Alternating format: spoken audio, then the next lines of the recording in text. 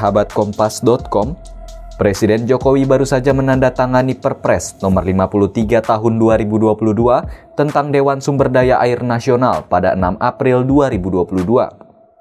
Aturan tersebut menegaskan posisi Menko Marves Luhut Binsar Panjaitan sebagai Ketua Harian Dewan Sumber Daya Air Nasional. Dengan bertambahnya tugas ini, maka semakin panjang tanggung jawab yang kini dipegang oleh Luhut, baik jabatan di kementerian maupun di luar kementerian. Berikut adalah beberapa jabatan Luhut Binsar Panjaitan di kementerian.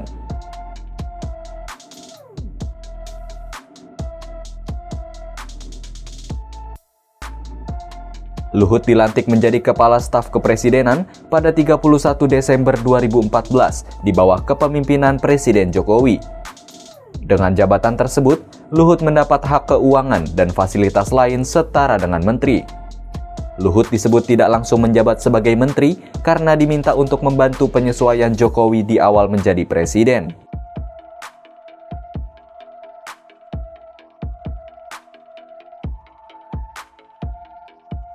Setelah hampir 1 tahun menjabat sebagai KSP, Luhut diangkat menjadi Menteri Koordinator Politik, Hukum, dan Keamanan. Saat itu, ia menggantikan Tejo Edi Purdiatno sebagai Menko Polhukam. Ia pun menjabat sebagai Menko Polhukam selama 1 tahun.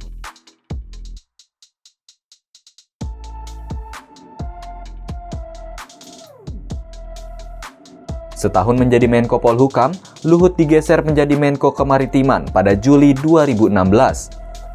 Ia menggantikan Rizal Ramli yang terkena reshuffle kabinet.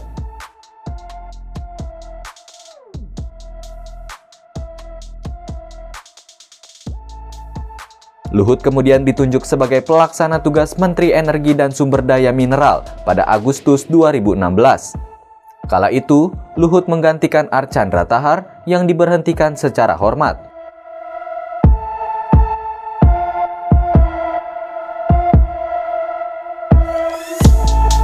Awal tahun 2020, Luhut diminta menggantikan Budi Karya Sumadi sebagai Menteri Perhubungan.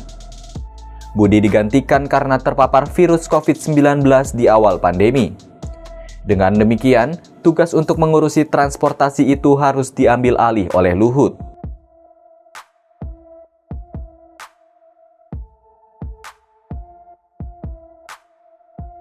Di periode kedua Jokowi, Luhut tetap dipilih sebagai Menko Kemaritiman. Namun Jokowi menambahkan nomenklatur di jabatan Luhut menjadi Menko Bidang Kemaritiman dan Investasi.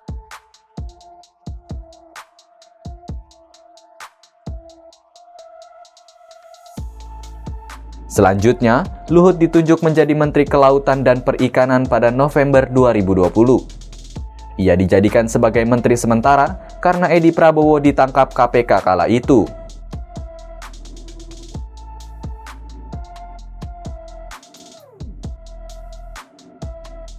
Luhut pernah menjabat sebagai Menteri Perindustrian dan Perdagangan di era kepemimpinan Abdurrahman Wahid atau Gus Dur.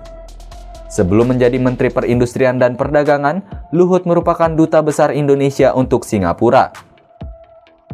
Selain berbagai tugas di atas, Luhut juga menduduki sejumlah jabatan di luar kementerian. Mulai dari Ketua Komite Kereta Cepat Jakarta-Bandung hingga Koordinator PPKM Jawa Bali.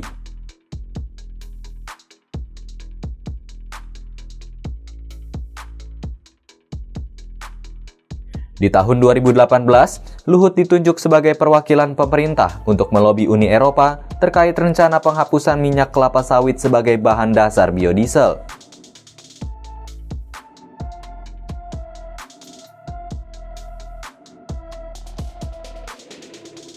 Luhut dipilih sebagai Ketua Panitia Nasional IMF World Bank Group pada 2018. Pertemuan tahunan itu diselenggarakan di Bali dan dihadiri sekitar 15.000 lebih delegasi dari 189 negara anggota.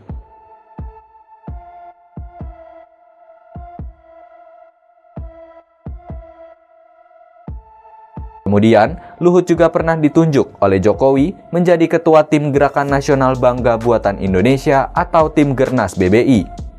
Tim Gernas BBI tertuang dalam Keputusan Presiden Nomor 15 Tahun 2021.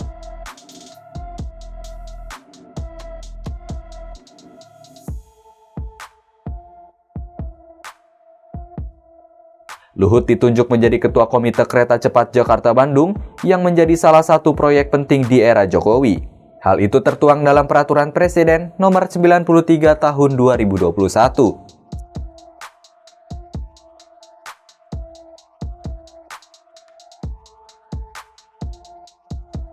Terakhir, Luhut ditunjuk sebagai Koordinator PPKM untuk Pulau Jawa dan Bali pada Juni 2021.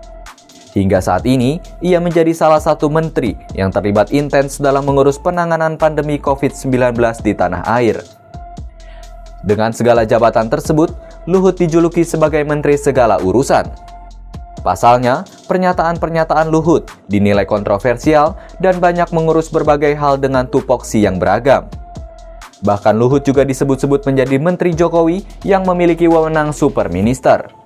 Terkait julukan tersebut, Luhut mengatakan bahwa sebagai Menteri Koordinator, dirinya harus mengkoordinasikan kementerian yang ada di bawahnya.